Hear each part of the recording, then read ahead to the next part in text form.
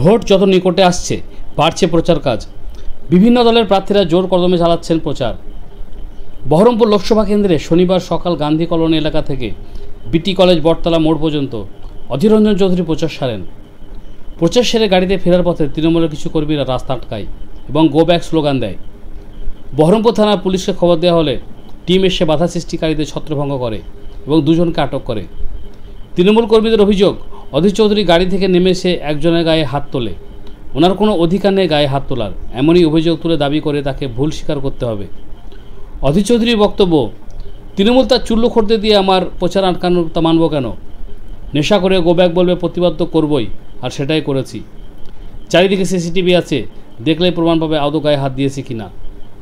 Police এসে পরিস্থিতি নিয়ন্ত্রণে আনে এবং দুজনকে আটক করে।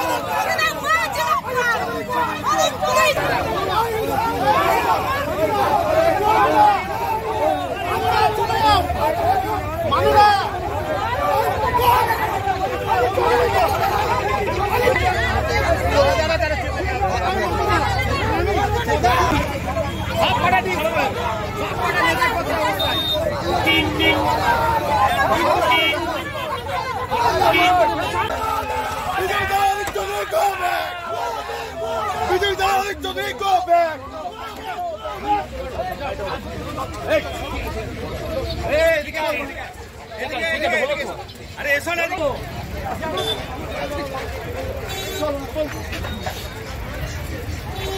चलो गाड़ी पे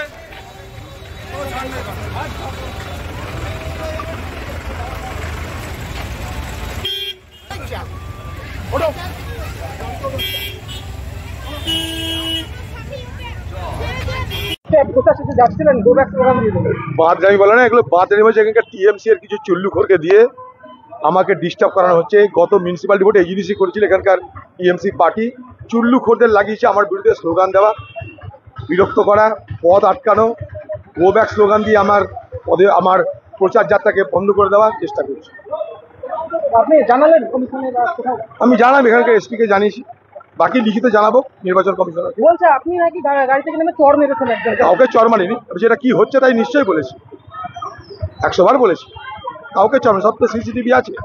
হঠাৎ করে একটা ছেলে মাল খেয়ে আমাকে বলবে গো ব্যাক গো ব্যাক, আমি তো নেমে প্রতিবাদ করবোই, প্রতিবাদ করেছি। মানে মন্দিরের এখানে সবাই ছিল, মন্দিরের এখানে সবাই ছিল। এবার সবাই দাঁড়িয়ে থাকা বা ওরা অধীর চৌধুরী এবার হাত দেখিয়েছে, আর ওরা বলেছে অধীর চৌধুরী গো ব্যাক বলেছে। কিন্তু তাই বলে অধীর চৌধুরী ওইখানে দাঁড়িয়ে ছুটে এসে তাদের কলার চিপে ধরে মারবে।